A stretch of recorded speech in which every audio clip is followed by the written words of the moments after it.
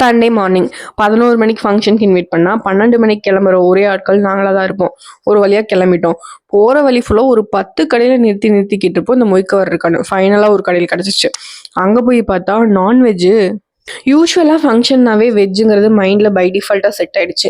அங்கே போய் பிரியாணியை பார்த்தோன்னே மைண்டு டபுள் குஷி ஆகிடுச்சு. அப்புறம் என்ன ரவுண்ட் 1 ரவுண்ட் 2ன்னு பிரியாணியை வாங்கி உள்ளே தள்ளிட்டு அங்கே போனதுக்காக ஃபோட்டோலாம் எடுத்துகிட்டு ஐஸ்கிரீமு பீடா எல்லாத்தையும் சாப்பிட்டு கிளம்பியாச்சு.